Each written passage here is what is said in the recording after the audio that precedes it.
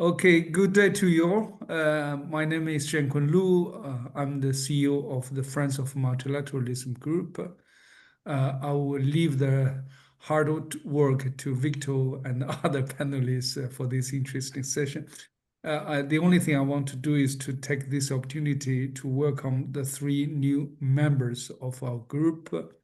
So it is Angela Ella, Keith Rockwell, who is here, a big welcome, and also George Riedel. Those are not, how to say, new ones. These are the three old friends and of our group and also of the community. So big welcome to you and looking forward to working with you. Thank you. Back to you. Yeah, back to you, Victor, please. Thanks. Thank you very much, Lou. I hope my sound is okay. Sometimes I have problems with this microphone, but I do hope everyone can hear me. Also, my welcome to the new members of the group. Really nice to have new people in the group and participating in our discussions. I'm really pleased to moderate this discussion today, and I guess we all know that it touches in one of the most significant geopolitical and economic shifts of our time, namely the rise of China's global influence and what it means for Latin America and for the multilateral system as a whole. We have witnessed a combination of two very powerful dynamics shaping the global landscape in the last, say, decade. On one side, of course, China's growing economic power, expanding influence through trade, investment, infrastructure, and last but surely not least, technology. And then on the other hand, the evolving stance of the United States, particularly under Trump, where engagement with Latin America has lacked a coherent long-term strategy beyond sporadic measures such as, right now, the deployment of warships in the Caribbean to combat drug trafficking. The interplay between these two forces is clearly producing deep changes in the global order and in Latin America, which finds itself at a crossroads in this transformation. Within the region, and friends will explore that, I'm sure, countries are reacting in different ways to these two big trends. Political alignment, geography, economic interests, these are some of the factors that shape how governments respond to this shifting balance of power. Think of Mexico, which is closely linked to the United States through the USMCA, but has its own challenges. Think of Argentina negotiating loans with Washington, or Brazil, which today faces some of the highest tariffs ever and the lowest point in 200 years of bilateral relations between itself and the United States, and somewhere in between, of course, Peru or Uruguay, each charting their own pragmatic course in these trends. One could almost say that there are more differences than similarities and commonalities amongst Latin American countries when it comes to engaging with the US and China. And yet, I guess these differences are what make these conversations particularly important. For China, the situation presents clear opportunities: access to critical minerals, strategic exports, foreign direct investment, and investment in infrastructure across the region. For Latin America, meanwhile, the challenge is how to navigate these opportunities and pressures in a way that promotes sustainable growth, preserves autonomy, and strengthens integration within a rapidly changing world. And of course, this all raises fundamental questions for the WTO, an organization which Latin American countries traditionally support, and the presence of a former trade minister here, Mercedes, and two or more General Council chairpersons is witness to that commitment of the region to the WTO. How will the WTO adapt or fail to adapt to this new reality of great power competition and fragmented regional responses? What space is there in Latin America in this new context? Ambassador Peter Orberg issued a report on his consultations on WTO reports just last week. He made some considerations on decision-making, special and differential treatment, fair competition, and I would invite all of you to check this report if you have not yet done so. So these are some of the questions that I'm hoping we can explore today with our distinguished panel. I will stop here and dive straight into the discussion,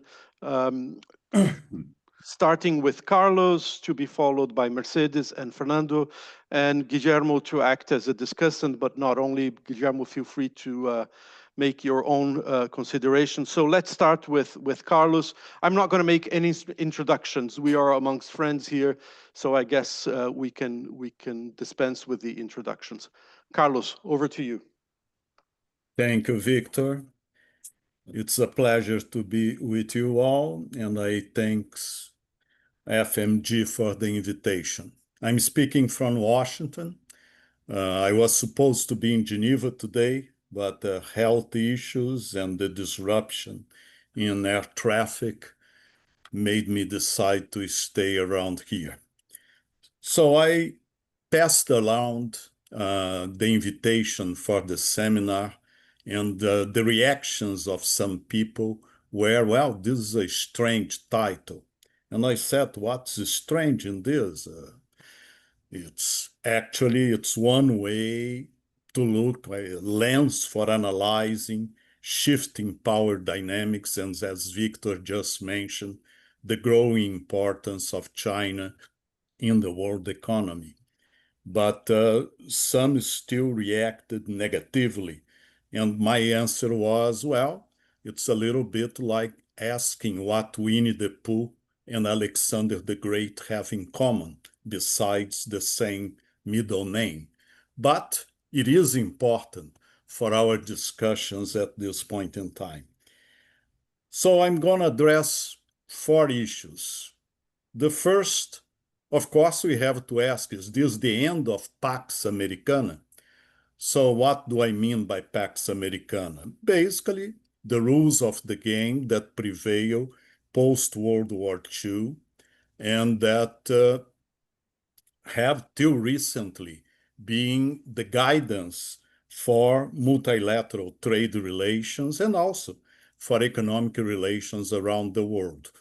So what is unique in this moment is that for the first time in history, we see a quasi-hegemonic power, is still the largest economy in the world, deciding to walk away from the institutions and the system that the US has led into creation.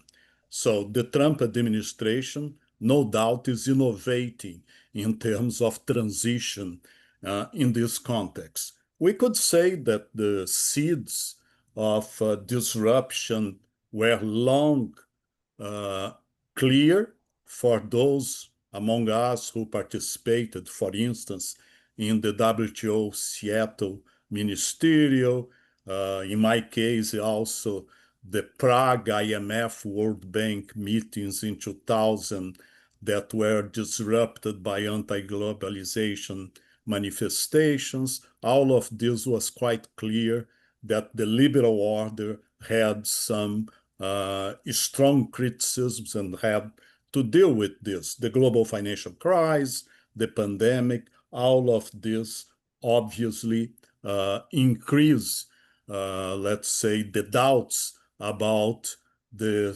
sustainability of the mechanisms that have been created and their efficiency in the new world that began to emerge.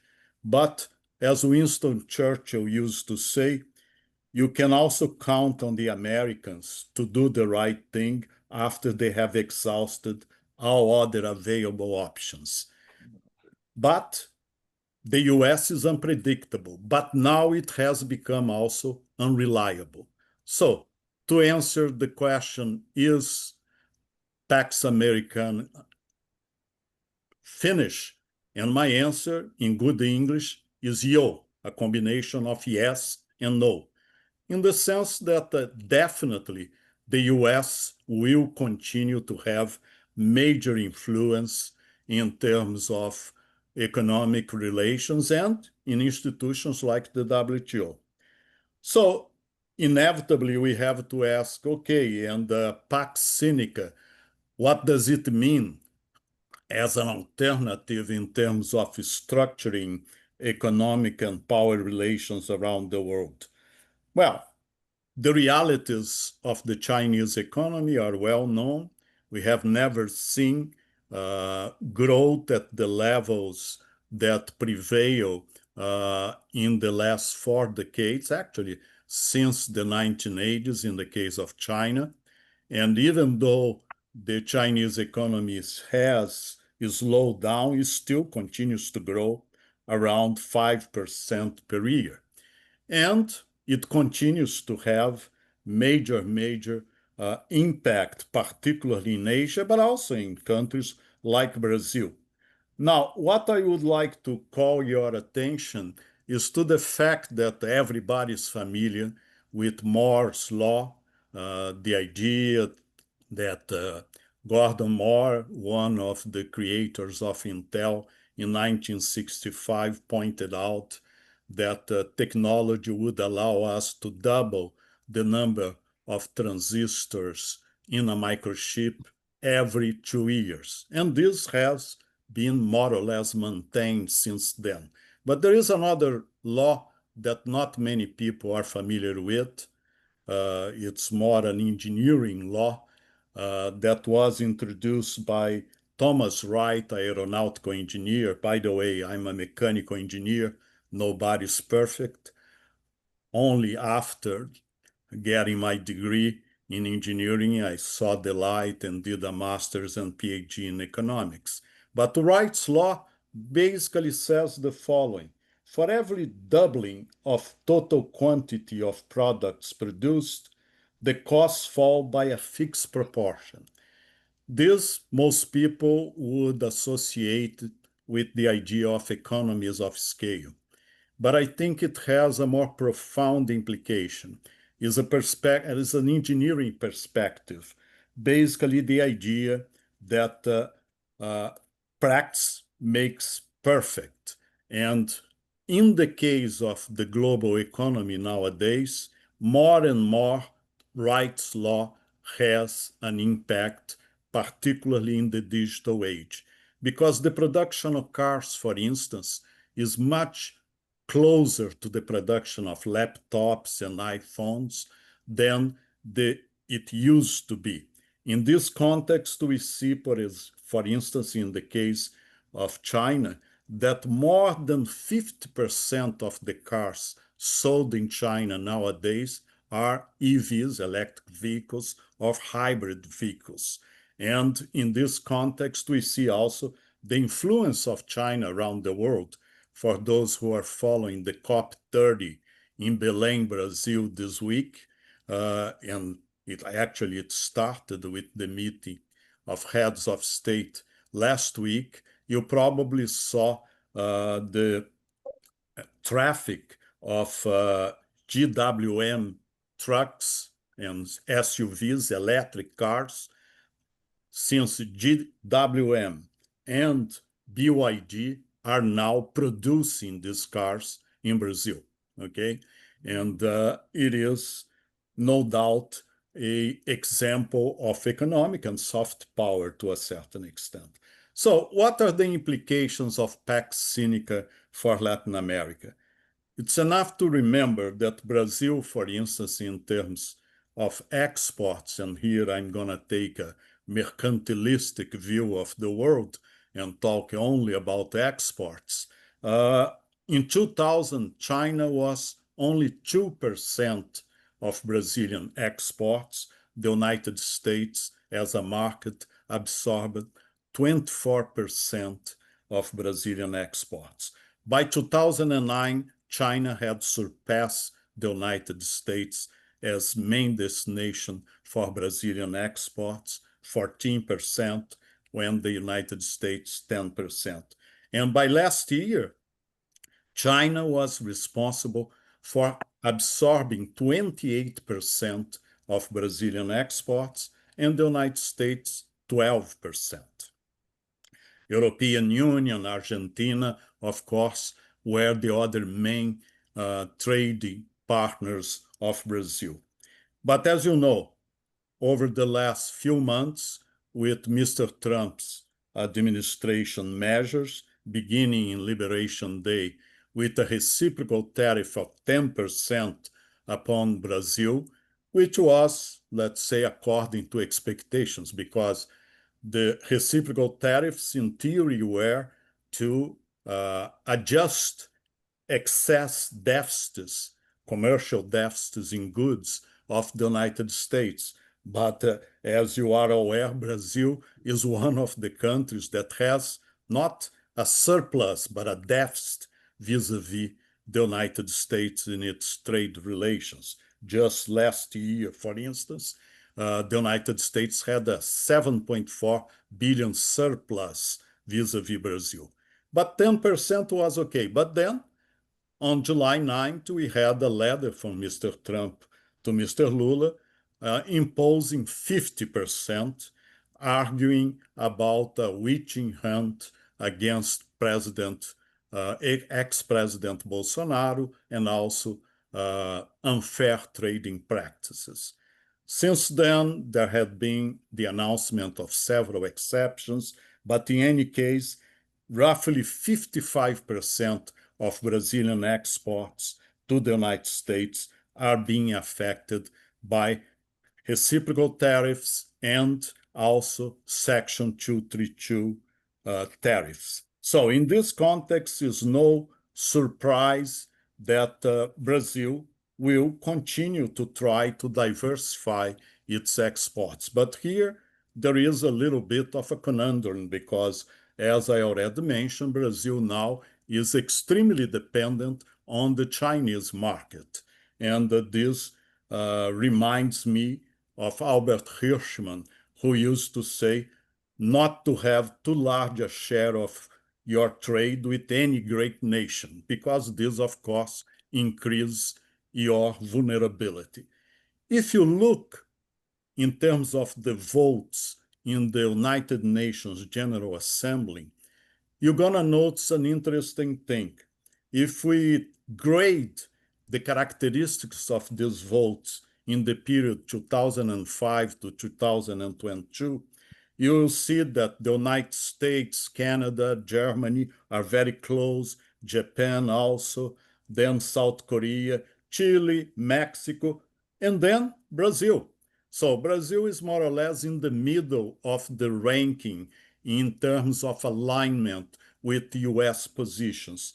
Of course, the extreme other side would be countries like Iran and even China. So it's interesting to see the dilemma for Brazil. On one hand, in terms of the stock of foreign direct investment in the country, the US and the European countries are still the main responsibles for these investments.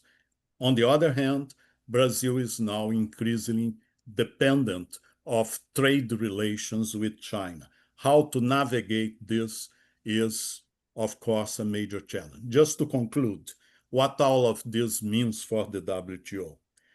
Well, I would argue that there is no chance that the WTO would exist without the United States. In this sense, I do expect the US to continue to participate, even in a very different manner from what it characterized its past participations in the multilateral trade system.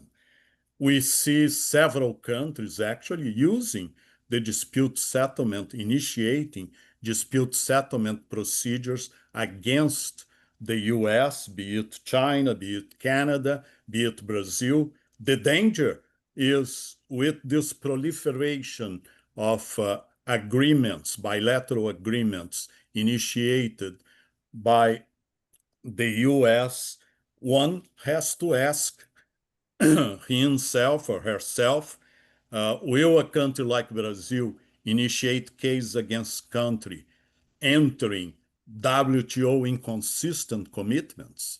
So that's something that, of course, is going to add to the tensions. So if we think about WTO reform, things like flexibilization of safeguards agreement, making the appellate body operational again, reform of the subsidies agreement, how to deal with industrial policies, how to increase the transparency of a state-owned enterprise, all of this would remain in the agenda. My question is, to what extent this would be an agenda under Pax Sinica? I don't think that some of these issues would be very close to the heart of China at this point in time. So it is a difficult moment, very challenging, and I think that pretty much we have to go back to what Antonio Gramsci once said, that we are in a moment of transition in which the old is dying and the new cannot be born in the interregnum. A great variety of morbid symptoms appear. So with this optimistic message, I finish here. Thank you, Carlos. Yeah, lots of food for thought and lots to mull over. Mercedes, what can you tell us about China, US, Latin America, and perhaps a bit of Peru? Thank you. Thank you, Victor, and thank you, FMG, for this invitation to participate in this panel. After Carlos' presentation, I have some little to add, but I will say some words about from the view of a country that is smaller than Brazil, so its power is much less. So how we build coalitions is something that we start thinking if really Latin America can build a coalition in front of this new order that is coming into the world after this disruption of globalization as we know it, as we knew it recently. As I mentioned, we are moving from this globalization process in which many small countries like Peru embrace the idea of trade and openness and sign, like we did 23 agreements, which most of the countries of the world. And we were very looking forward to move forward in this openness and transparency and competition across the world. And what we are seeing is now this selective, securitized, and subsidized globalization is different. It's China there, but it's not only China, it's also the movements of the US that we're seeing right now, and the US-China rivalry, but also industrial policy all over. Our friend Simon always mentioning about all the subsidies that we see all over the world. So this is very important to understand what is with this issue of industrializing policies that we were denying in Latin America after we have all this import substitution crisis. And now we're going back to that, but seeing it in the developed world particularly, you know, and also this technological competition that also increase the divide, if I will say it, with many developing countries and developed countries. There's a strong divide. We cannot compete in that area as much, and it's hard to do it when we are looking at small problems of poverty and things like that.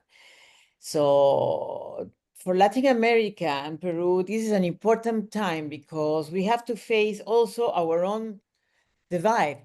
We are seeing, for example, all the discussion that we have with our friends in Mexico. I'm right now in Mexico. I wish we don't have that fight. It's a political fight that we don't have to have, but we are in this middle of these discussions all the time. We have, for a long time, the Alliance of the Pacific as a very interesting way to present Peru, Colombia, Chile, and Mexico all together, presenting ourselves to the world in terms of integration. And now that is disappearing, not because the private sector wants it, but it's because of political decisions that are far away from the needs of our country, and so forth. So I think we have to start thinking of what is the role of Latin America among ourselves, how to work together, and how that should be put in the table for enhancing the role of WTO. So more or less, that's my starting point. We're talking about China. China, of course, is getting more and more presence in Latin America, and it's natural. They have this expansion process for many, many years, and with great openness, and of course with their subsidized world, but also the openness to the world. They are really the main exporters of the world, and but they started to think about how they can increase their presence all over through investment. So Peru got their investment, not as many other countries in Latin America, but they started basically with their needs in the basic raw materials. That's what they did in our region at the beginning.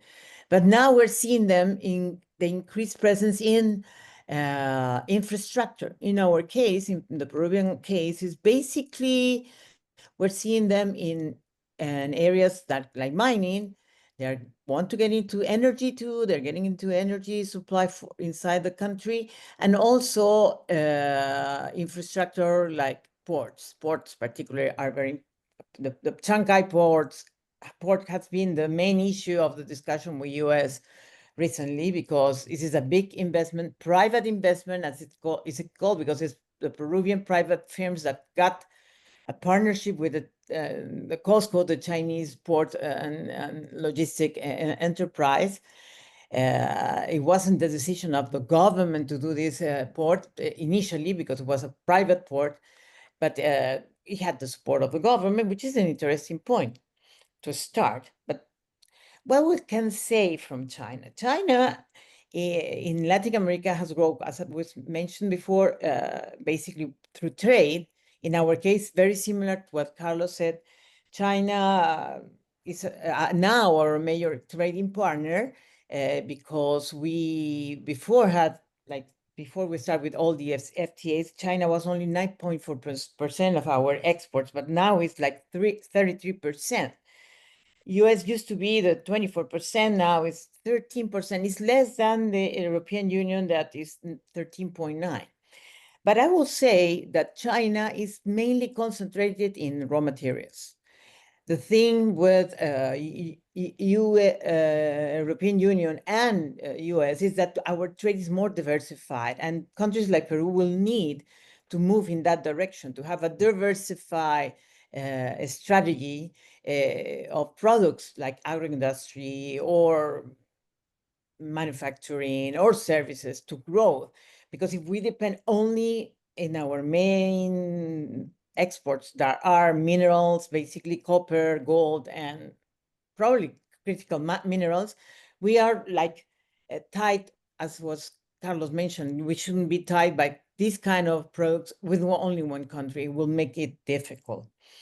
From the side of imports, we depend less in terms of China imports that we do with European Union and the EU, the European Union and US all together. So I think we have to think about that. We're more diversified. Mercosur is another important partner for us, as is the Andean community. So this diversification of providers is also interesting for us to keep on going on with that. In investment, many people are thinking that China is our main investor, but let me tell you, it is not. The main investor is Chile and the United Kingdom. Of course, this is mining, but Chile also has a lot of other interests in Peru, which is interesting to see. We have a lot of investment coming from Latin America. Mexico, Colombia, Chile are our main investors. So looking at that, it looks like we can build up on that for the future and go on. It's hard to think about US, because US used to be our main investor, but I remember having this conversation in the first the first Trump administration with the Department of State leader. And I said, you are not here. We've signed a free trade agreement with you because we want the American investors coming to Peru. But there was no action coming from your country to promote investment in our country, as we do with other countries. We're present in US, presented ourselves as a country to attract investors, but we did it with Europe and we did it in Latin America a lot, and they're coming. We did less in China. We invited them to invest, of course, but we did much more effort in US, and but we didn't have the response. Right now, they are changing their policy in terms of promoting countries in the region, putting like a signature, like saying this is a country we can recommend you to go. We'll see what will happen with that kind of policy. But what we don't like, of course, is their trade policy. We are in the lower step. We only have the 10%, but for us, it's not good. We have to compete with that 10% with countries that may have 0%. So for some of our major exports, like our industry, particularly, we compete with Mexico in that case, and we see problems coming from different sides. We have the trade channel. As an important way to reduce our growth. We see the problem with this trade policy. It comes with different parts. We have, of course, this disruption of trade, uncertainty that it creates to the trade itself. For example, copper. We don't have the major increase in tariffs because we are only producing mineral of copper. Our main buyer is China and then Japan. But given that they are receiving the higher tariff, we can see reduction of our exports in copper, of course, because they are the ones who process the copper for exporting to US. So that reduce our growth rate in the future, in the near future, for example. That kind of disruptions are putting our country into risk. Other disruptions like that are coming in the financial side. We see all the efforts that we are having strong macroeconomic issues and things like that. But of course, we are seeing the reduction of, the increased value of our currency against the US currency that is depreciating very quickly. And that reduces our possibility of more exports, for example. And we are seeing on the other side that the trust in the capital market is also reduced all over. Peru is not receiving that amount of money, small market, but we are working together with Colombia and Chile to build a unified market for the capital market, for example, to attract more capitals to our region. So possibilities are there. What we see is that for the next years, what we have to work is basically Latin America should be some kind of a group of countries that can catalyze altogether better reforms to WTO. We are in the middle, so we should work together. We used to do it when we were Alliance of the Pacific. I remember working a lot with a lot of with Mexico, particularly Chile and Colombia, but also working with Brazil to make sure that we have better rules in WTO. When I visit, and Victor was there when I was visiting at that time, Geneva as Minister of Trade, we worked very hard to be the middle ground people to get better rules. And I think we have to go back to that. As I mentioned, unfortunately, we are divided inside Latin America, and that shouldn't be the way to do it. Because right now, many countries in Latin America are working in an opportunistic way, separate, not with a trade agenda altogether. And that's sad because we were very strong at the time. We were working all together as a coalition. And we need to go back to that. I think probably the new elections in the next year, a couple of years, I mean, we have elections in Chile and in Peru next year and in Colombia. I don't know what will happen with Mexico yet, but at least the three of us, we probably move and have an agenda of working together again. The case of Brazil is important because the issue of the port of Chancay could be another way to introduce more work together, particularly because I think it's true, it will reduce a lot of time for Brazil to go through the Chancay port to Asia. But we have to work together and with a lot of care about how we have the infrastructure to connect. We don't want a routeway in the middle of the jungle that destroy our environment. We want to work together, but we have to make sure that road that already Brazil and China has signed an agreement on that would include the views of Peru, because we need a road, but not damaging our environment. So we have to work together on that. So this is the kind of things that may present a possibility in South America to connect all together, but I mean in Latin America, but we have to work on that. WTO should be reinforced, and we have to have better rules. I guess we have to have this conversation in another moment again, in the next part of the conversation, but we have to work with transparency again and keep on the idea that free trade really help us all together to be better off than having this fragmented world and this divide. So I stop here. I took, I think, the 10 minutes already. Thank you very much, Mercedes. That's great, and lots of considerations. I didn't know that Chile was one of the largest investors in Peru, albeit in the mining sector. But that's really interesting. We'll be interested to hear some of our Chilean friends who are here in the discussion. Fernando, over to you, my friend. Your considerations, please. Oh, thank you very much. And again, I'm very, very happy to see you all and be here with you. The first thing I would say is, can I share my screen with you? I have a couple of 4 graphs. Yes, Fernando, you can. I think you just click the share screen. Okay, here we are. Let's see. Yeah. Yeah. Okay, let me, and then now full screen.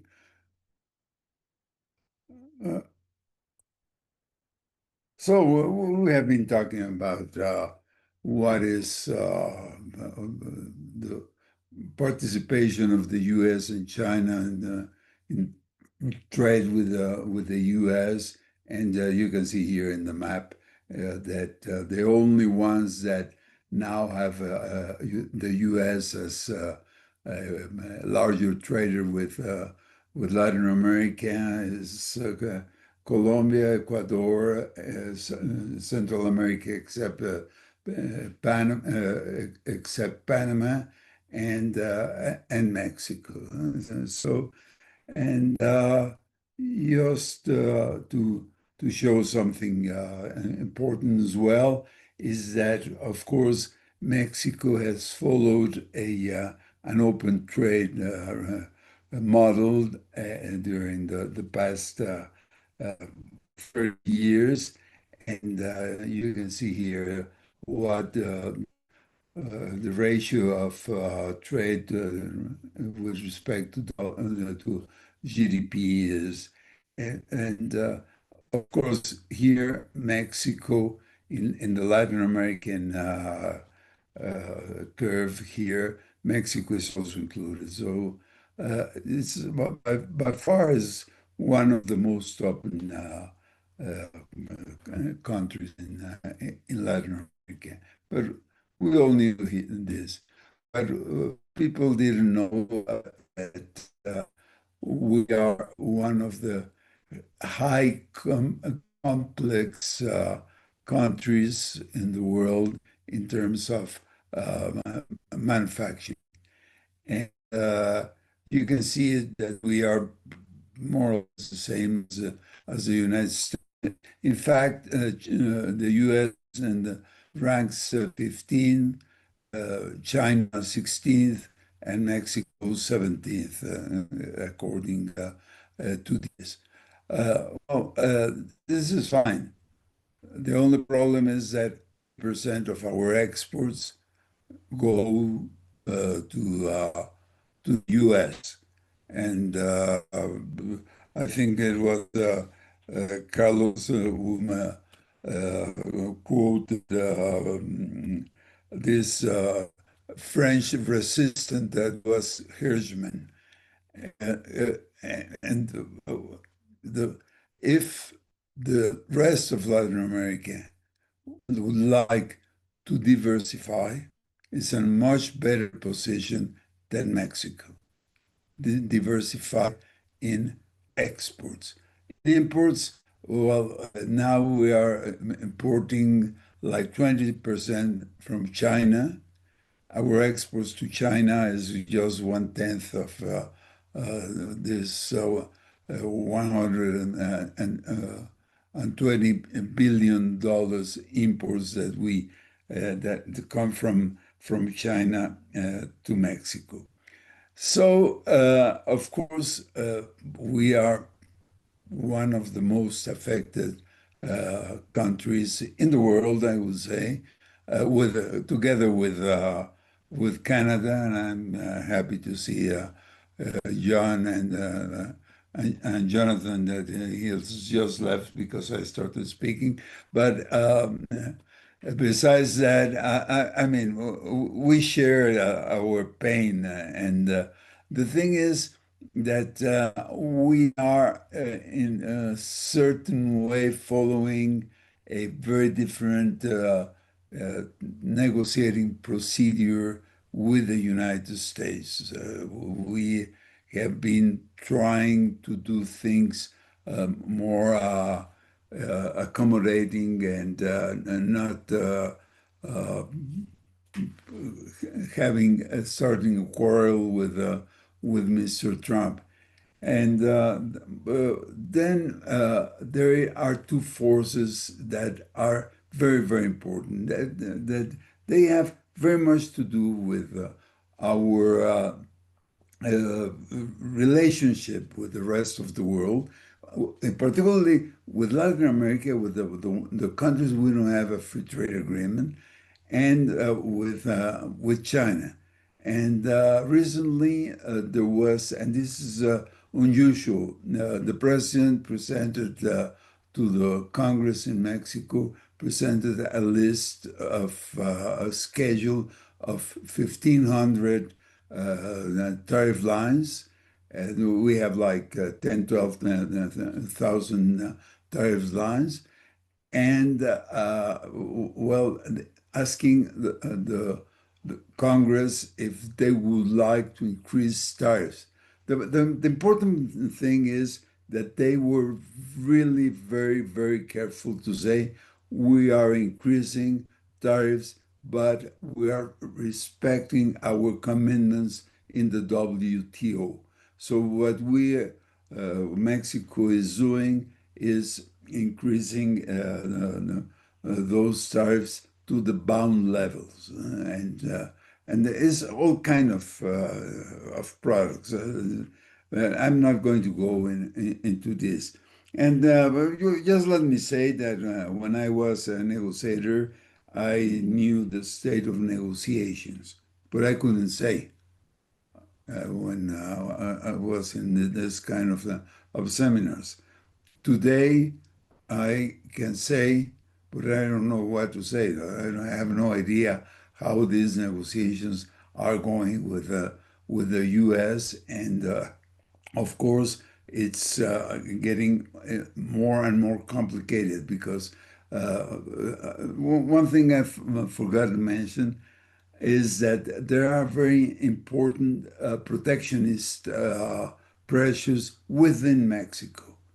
And it's kind of funny, if it was not tragic, to see that we complain about what Mr. Trump is doing to Mexico and how what he is doing is hurting the U.S. And we are doing the same thing in Mexico with the same arguments, but say, well, we're in a different situation. Okay, so that's the and now let me show you that when you look at what we import and what we export from the to the U.S., it's a very complementary in the same sectors, a very complementary scheme.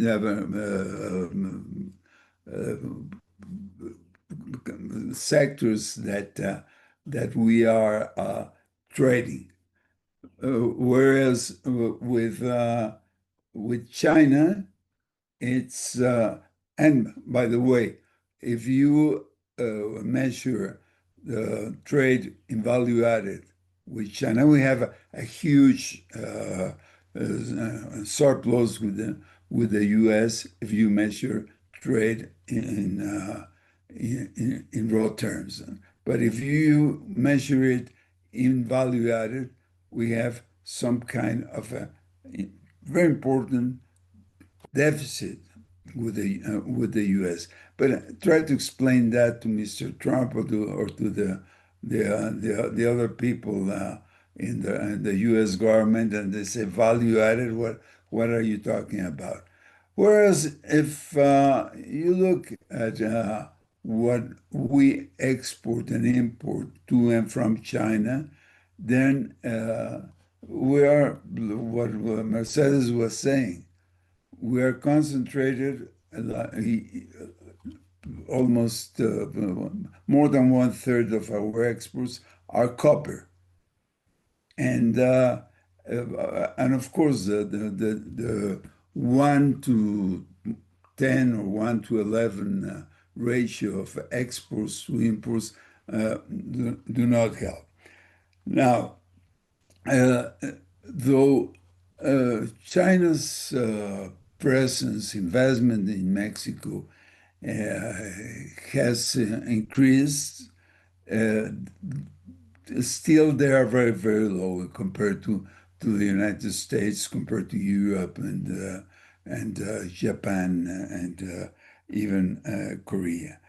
But here again, what the big problem is that as things are developing in the world, things are developing between China and the U.S. and the U.S. and Europe. We are in a situation now that we are not as penalized as Brazil, but also a 25% across the board tariff because of the fentanyl, the so-called fentanyl tariffs. So in the case of Brazil, is a political element. In the case of Mexico, is something that has nothing to do with trade either. The good news is that both Mexico and the U.S. and Canada can export to the U.S.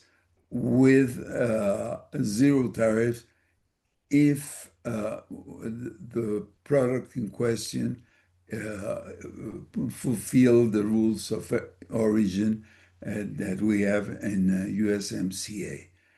And interestingly enough, the part that has increased most in the trade between both Canada and Mexico with the United States is that the number of products that are now fulfilling the rules of origin have almost doubled in the past few months.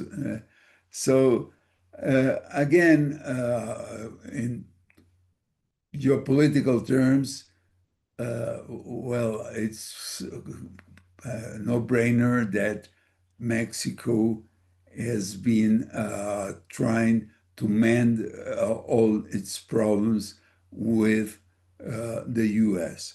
And at the same time, as I mentioned before, using the same arguments to impose more higher tariffs to the rest of the world. The rest of the world, of course, is China, is most of the rest of the world, and that is, of course, in trade terms, in Mexican imports from China. They're huge, you know. It's what is in our case, in Mexico's case, the relationship with the WTO. As I mentioned, we are committed, and well, you can discuss if this is a big or not important commitment to say we are not going beyond our bound rates, and so it's now the bound rate for cars is 50, the bound 50%, and so on and so forth. Now, I fully agree with Mercedes. The Latin American countries should come together and try to find well, at least some common rules of engagement. But if you think that unfortunately Peru and Mexico have broken diplomatic relations just a couple of days ago, and it's getting even more complicated than it was before. We have promised that we are going to negotiate a free trade agreement with Brazil, but I witnessed it so many times that we promised that, and we started negotiations, and of course there is no such free trade agreement, and not that many concessions in ALADI's Latin American Integration Association, not that many products included in our respective commitments. So I will stop here, and thank you. Very useful. Thank you very much, Fernando. So we've had quite a lot of input. I would now turn to Guillermo for any considerations, discussions, questions to our panelists.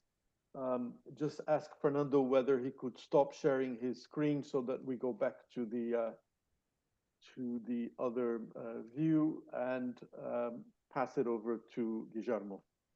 Guillermo. Thank you very much. I like very much my slides. So, okay. They're great. Thank you very much, Victor, and thank you everyone for the comments made. I would like to first find the commonalities in the three speeches. Second, I would like to point to some issues that we didn't refer. And last, Victor, I would like to pose one question to all of the speakers. Can I also share very quickly some slides I have to make the point, to reaffirm the point that I think all of you, including yourself, Victor, you mentioned the differences between the Latin American countries with regards to China, their own relationship to China. So presumably that initial point that you made and others made referred to the way they could see a Pax Sinensis according to their own sort of national interests and the flows of trade.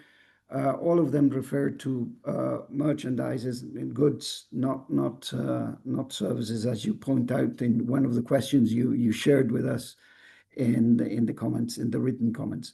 But again, so let me get quickly to this. Can it be seen? Are you seeing this? Okay, good. So this is, by the way, I refer to ALADI. You might remember the Latin American Integration Organization established in the 1960s. This is broadly the membership. It includes now also Cuba and Venezuela, but they don't report trade. They don't pay, by the way, their dues to the ALADI, but moreover, they don't report. So these are the figures for the, I would say, the traditional members of the of ALADI. As you can see here, these are the differences.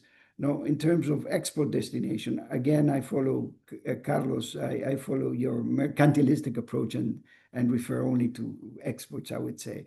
As you can see, you have great differences. Mexico, 81% of its trade, export trade related to the United States, but also in terms of other countries like Peru, I would say 41%.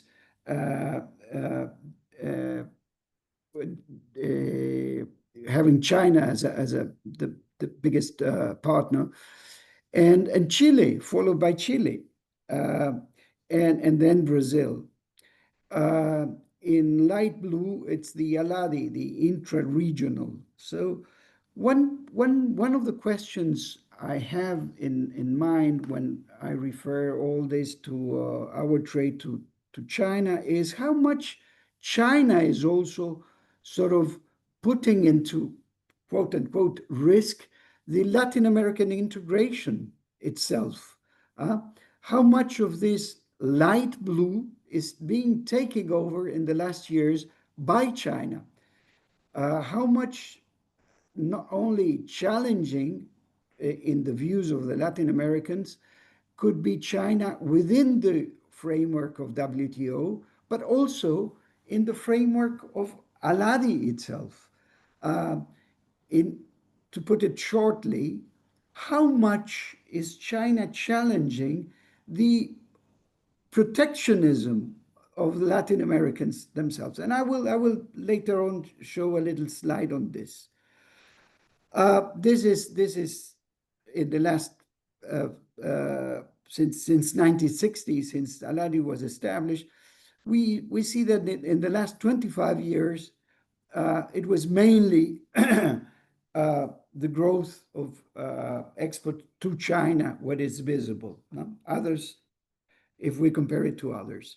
So the only destination in which we grew our exports from ALADI was mainly to China in the last 25 years, not the United States, broadly speaking, as a region, although being quite different inside the region, these countries. This is it. So last year it was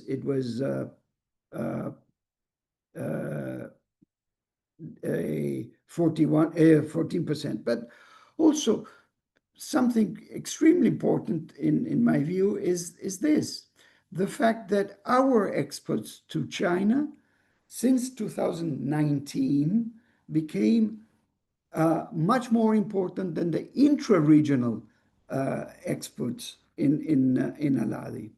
Quickly, these are the big differences that we were referring to. No, Peru directing its exports to China to 40%, and then but on the other extreme, Paraguay, which doesn't have diplomatic relations, so presumably some of this little trade that they have with China, it's done in a triangular way, or maybe perhaps through Brazil. In terms of importance, well, Brazil exports to China are equivalent to the sum of all the rest of the Latin American countries. So although, as we see, Brazil only directs about 29%, 28% of its export to China, they account for the sum of all the rest. So it's huge importance, Brazil as a partner for China. We should get into what sort of structure of exports we have, but we don't have the time for that now. But I will try to make just give one example. In the right-hand side, you can see in 2005, our main intra-Aladi exports were mainly cars, electrical machines, and mechanical machinery and plastics. That was it 20 years ago. And 20 years ago, the main provider of cars for the region was Aladi itself. 29%, while China was exporting to Aladi only 2% of its imports of cars. 20 years later, and notwithstanding our protectionism, our preferential agreements within Aladi, vehicles account to 22% of the imports are coming from China. This puts into question our own preferential, the efficiency of our own preferential agreements within Aladi. So in brief, and since I'm not a speaker, but I'm a discussant, Victor, I just want to point with these figures that what China is challenging, it's also in Latin America, our own trade policies and our own institutional frameworks within Latin America, which are totally inefficient in terms of if they pretend to preserve some domestic market or regional market, in terms of the competitivity of China. Therefore, the way I assume the way these countries of Aladi will stand to think about a new Pax Sinica, it will be also impacted by this fact that I'm trying to show here. What has been the total irrelevance, in my view, total irrelevance of the industrial policies pursued in Latin America to preserve some regional market. My own ideas to let you know is that Aladi needs to go through a complete different reform as it was in 1980s to reflect the present day realities. Now, going back to the question, I think all of us, let me stop sharing. I think all of us refer to the differences in terms of trade, in terms of trade policy, as Fernando de Mateo was pointing out, the differences between the Mexican trade policy and the rest of Latin America. Differences. Mercedes was also referring to the political differences among the Latin American countries and making them irrelevant in terms of the multilateral system, unfortunately, I would say. A point that also was made by Fernando de Mateo. Now, the questions here, I think, or the question here would be,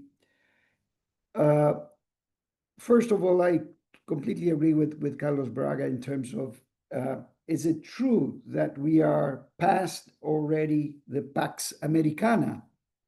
I think that's a very relevant question. I would like to also have the views of Fernando and Mercedes and others. But the main question, in my view, would be what would you ask to China from a Latin American point of view if you would expect China to take a more relevant role in the modernization, let's say, of WTO? What would you, as Latin Americans, notwithstanding the differences among all the countries, request from China in order to create that post Pax Americana institutional framework? With that, I leave the floor to you. Thank you so much, Guillermo. This is very provocative, very useful. I'm sure many of the colleagues would like to have a copy of your slides. If that's fine, if you could share them with Lou, and then he would and Natalie would distribute to us. Definitely. Please keep in mind that I'm a retired person, so if I charge a bit, I mean, it's due to the fact that la previsión social aquí en Uruguay, it's not that good. So a little charge, but I will share. All right, I know we all work on a commission basis, so thank you very much, Guillermo. And indeed, very provocative. And thank you for the last question, which is indeed something to mull over. But I see Alejandro has raised his hand, and I'm sure Alejandro will have interesting things to say as well. Don Alex. Well, I don't know if interesting, but I just want to pick up a few comments and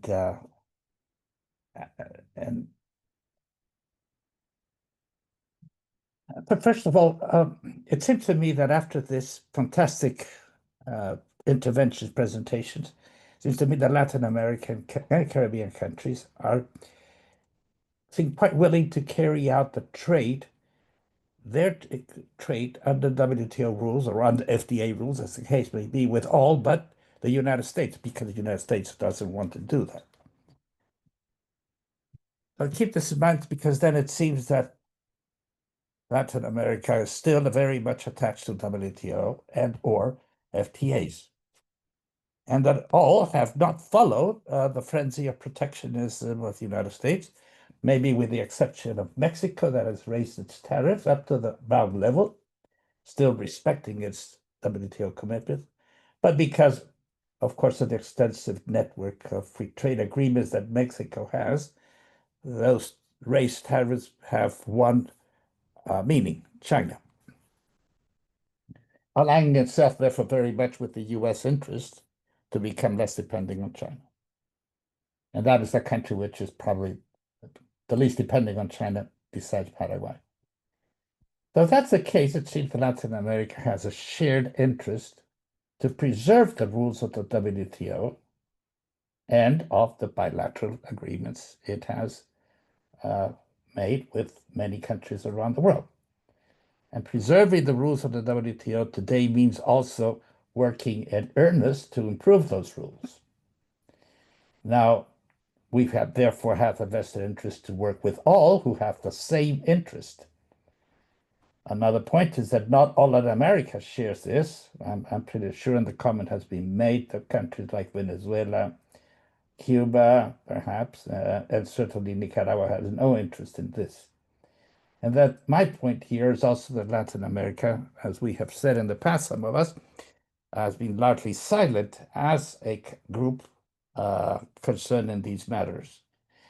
In 2 board days in Santiago, there's going to be a meeting of trade vice ministers of Latin America, some countries of Latin America, to discuss the next WTO ministerial meeting.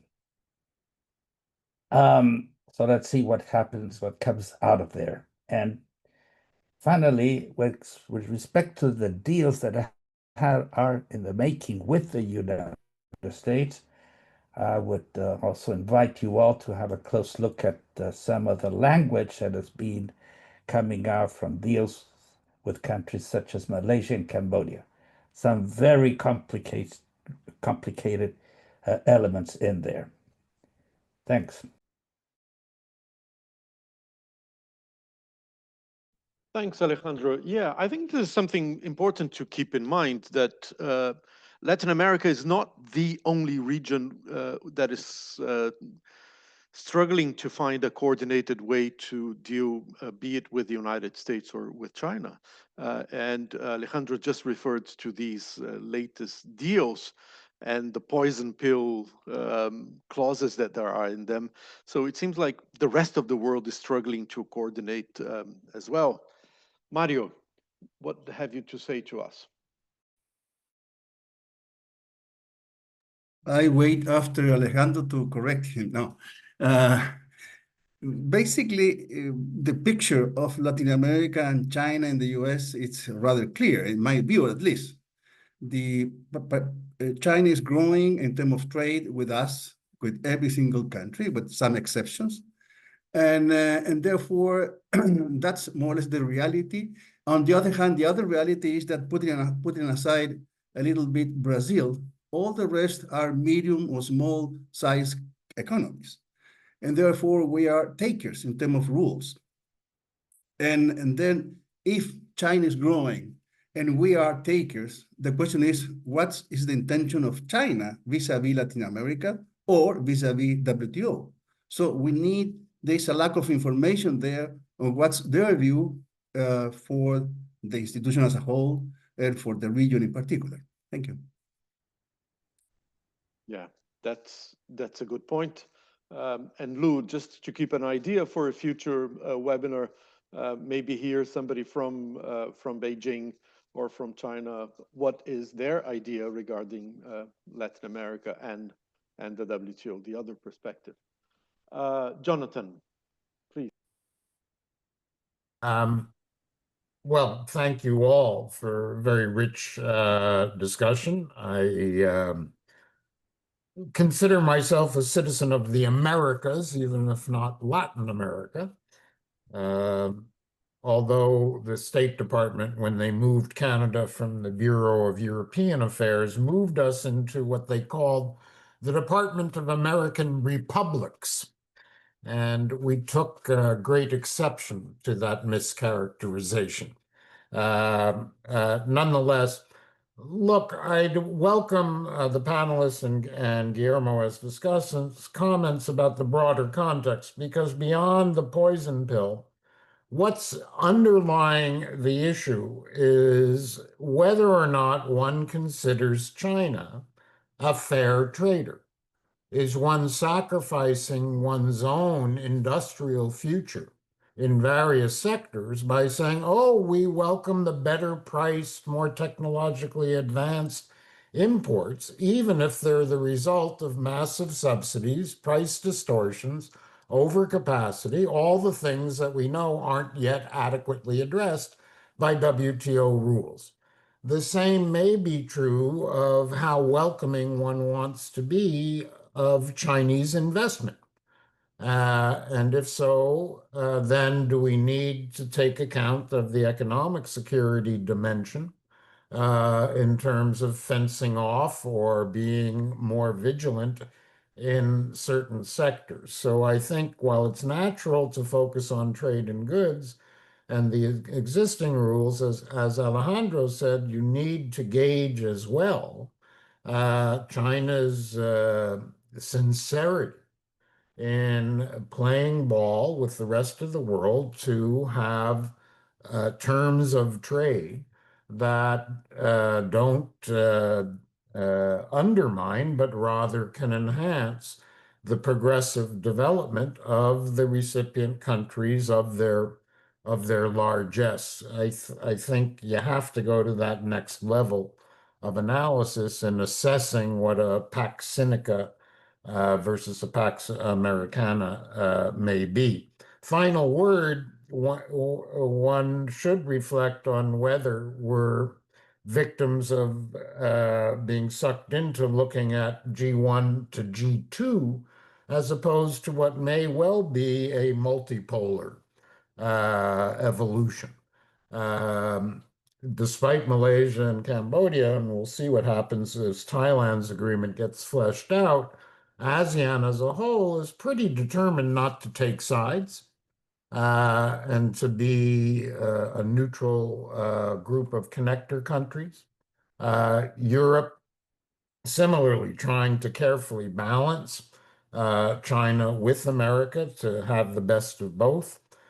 John Weeks and I were two of a committee of co-authors on a paper recommending a policy approach for Canada that's entitled Between the Eagle and the Dragon, which is how best to navigate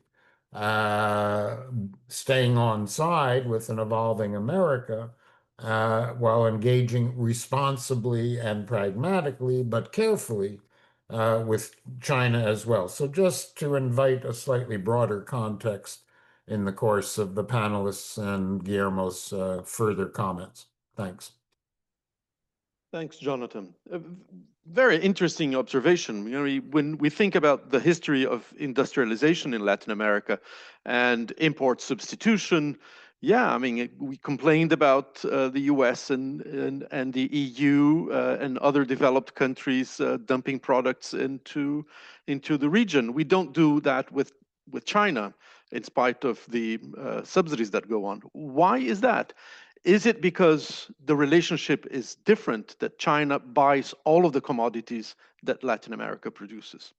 And that was not the case with all of the agricultural products that were produced here, and that the European Union and the United States continued to subsidize. So it's a different type of relationship, isn't it? But I leave the question. Alan, please go ahead. First of all, hats off to the Friends of Multilateralism, FMG, whoever invented this session. And I give credit to Victor and perhaps our president, and this has been superb. Carlos Braga said at the beginning that, you know, the old order is dying or died, and the new order has not come into effect yet. So to talk about Pax Sinica is, I'm in the Pax cynicism rather than Sinica school. Namely, China hasn't indicated the slightest interest in leading. It has put nothing on the table in Geneva that's worth anything in terms of strengthening the organization. And the United States has fled. Not quite gone, but largely gone. And then there are the smaller countries, including Latin American countries, that say, if only we could pull together. And then you have the new document from Peter Olberg that indicates that it's not a quilt, it's the quilt pieces that he has found. There is not put it together. No one's put it together, not since they fired the poor Guatemalan deputy permanent representative who was trying to put a little section of quilt together. And who's here with us, by the way? Marco. Yes, good. In any event, I'd ask our speakers to say, okay, Latin America or any other group of countries, how are you going to pull yourselves together to do something? Because Cameroon is heading for zero. It's for those of us who went to Abu Dhabi, you can sort of be swept away by the enthusiasm of having extended the moratorium on customs duties on electronic transmissions, but that was it. That was what happened at Abu Dhabi. So to save the WTO, I look forward to Latin America somehow, or some Latins, coming together and saving the system. Thanks to all.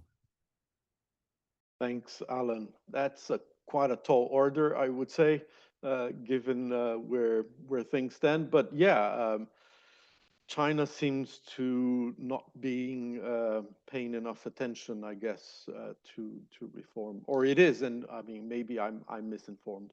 But Lou will tell us. Over to you, Lou. Thanks, Victor, and thanks to all. First, we should all thank Carlos actually for the session, because he was the one who first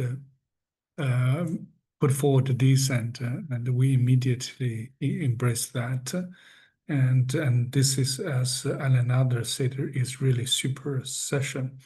I mean, since we are discussing about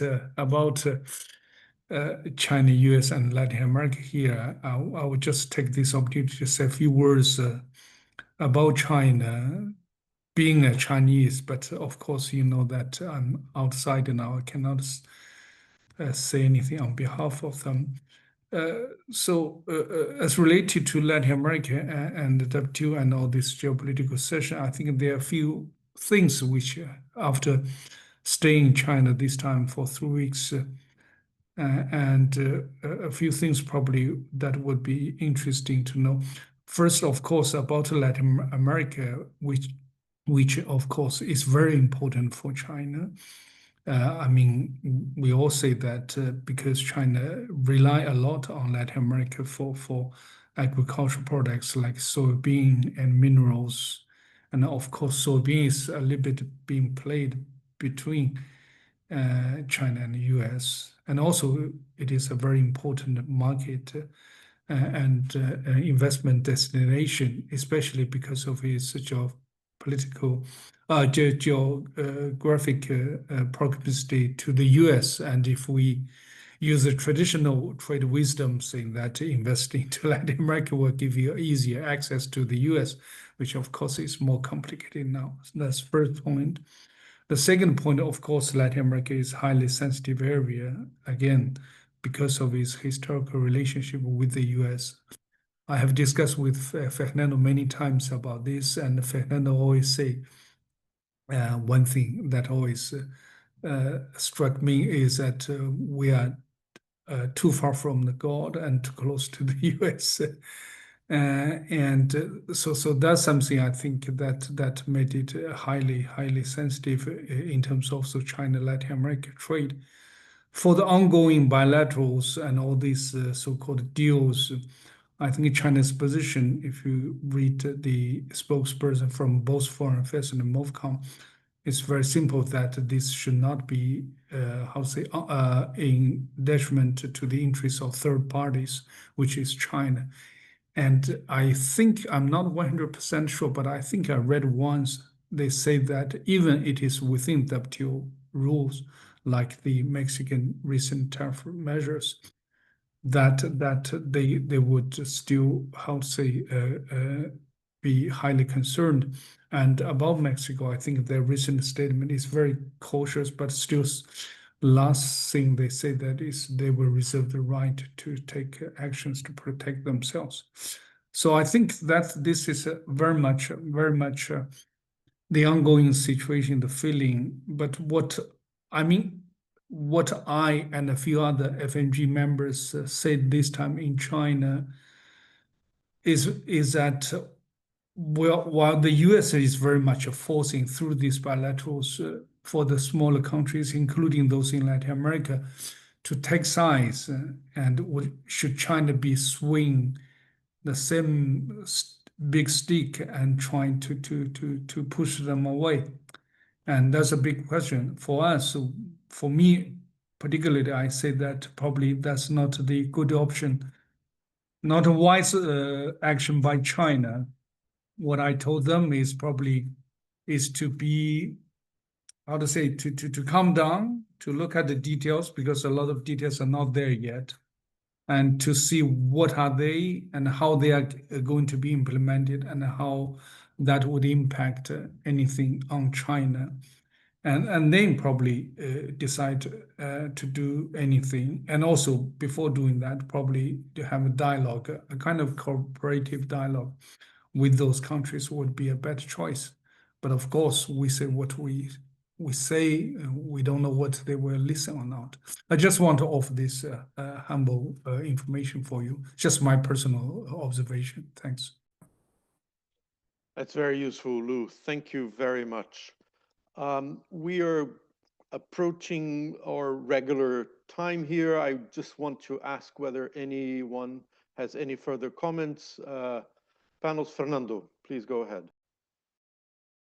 Yes, well, there is still, I didn't explain myself well. Mexico has not yet increased its stars.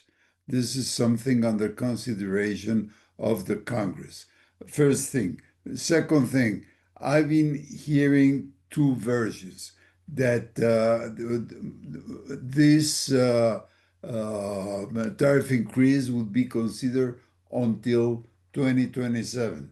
The other version is that it's going to be considered in December. But at the same time, President Sheinbaum said that they would consult all the interested parties, including China. And the other element is that, of course, I agree very much with Carlos and Alan that the old regime is gone, but the new regime is still to come. And maybe we will stay like Godot. No, that's another element that we have to consider. And the main element I would like to make is that so far we all, even Mexico, have been very, very careful in putting protectionist measures on in the world. So I don't know. It's something that we have to consider within Latin America. That is to try to avoid starting, and I'm saying that this from my heart, but probably the government has other ideas. So let me leave it there. Thank you very much, Fernando. Mercedes, over to you. Yeah, just briefly, because I have to go and teach right now. But the thing I propose is probably we have to get together and make coalitions on issues, because we have a lot of difference, we can say, an interest. We are not Mexico that is next to US as close, but we also need to have this diversified map of countries in which we have trade, and also diversification of our products also. So I think there's opportunities. And the issues, I think they are very important, are issues like transparency and subsidies, for example, in which we cannot compete with them. Digital rules also is another issue. We have to make sure we have something to say. State-owned enterprises. We were all the time talking about clearly competition rules all over in our countries, and I think state-owned enterprises are issues and we have to take care, particularly with China. And well, probably we don't have to forget that the climate issue is in many other issues of protectionism that are appearing too. So climate is important, but shouldn't be an instrument of protectionism. So those are some of the issues I would think we should follow. And in terms of alliances, it's not only with Latin America. I think we have to think about CPTPP as another partner in which many of us are also talking a lot. Thank you. Very good ideas and proposals. Thank you, Mercedes. Carlos, and let me recognize Carlos as the one who had the idea about this seminar. So congratulations to you, and thank you to Lou for organizing this discussion. Carlos, over to you. Thank you, Victor. I think that the basic, let's say, understanding is very well captured by the famous Chinese curse, "May you live in interesting times." You probably know this is not a Chinese curse, actually was design in the literature by Sir Austen Chamberlain in 1936. There is no such Chinese curse with this saying, but it became very famous when Bob Kennedy, in a speech in South Africa, made a reference to this saying and characterized it as a Chinese curse. Having said that, it applies well, and I fully agree with Alan when he said that the new Pax is not yet defined. Going back to the point that Jonathan raised about what does it mean for the WTO in particular, in terms of reforms, a Pax Sinica. Of course, as I already mentioned, there are things that would be important for the WTO reform, like the flexibilization of the safeguards agreement, the reform of the subsidies agreement, how to deal with industrial policies, how to increase transparency about the role of state-owned enterprise. And the obvious question is to what extent China would support this kind of change. As far as Latin American countries are concerned, of course, coalitions are important. In the case of Brazil specifically, just to give you one number, Brazil used to export $20 billion per year of agricultural commodities in 2000. In 2024, it exported $167 billion. Brazil nowadays is the biggest agricultural exporter in the world. And this is not going to change in the near future. As you probably are aware, the truce between Mr. Trump and Mr. Xi Jinping, one of the conditions was that China will buy 12 million metric tons of soybeans in November, December this year, and a commitment of 25 million metric tons in 2026-28. Just to put this in perspective, Brazil sells roughly 90 million metric tons of soybeans per year to China. So this is a relationship that will remain very solid in terms of trade relations. There are concerns. In reality, the industrial sector in Brazil, the manufacturing sector, has already initiated claims, a series of requests for anti-dumping actions against Chinese steel, etc. But I would argue that this bilateral trade relationship is here to remain. I agree with Mercedes that to look for ways to improve, let's say, alliance between Latin American countries is one important avenue to pursue, but I'll leave this to people who have much more hair and much more experience than myself, like Fernando and Guillermo and Alejandro, even Alejandro. Thank you. Thank you so much, Carlos. I guess we've done a full circle here, started with you and finished with you. So unless anybody else has any other pressing questions or comments, I'd like to thank all the panelists, Carlos, Mercedes, Fernando. Thank Guillermo. Go ahead, Guillermo. You have something pressing. Just since I am in Punta del Este and remembering that next year will be 40 years of the launching of the Uruguay round, I wonder if we could make Punta del Este great again. That would be a splendid idea, Guillermo. Fully support. Guillermo's inviting us all to go. Exactly, that's what I understood, Fernando. But make it summertime. Yes.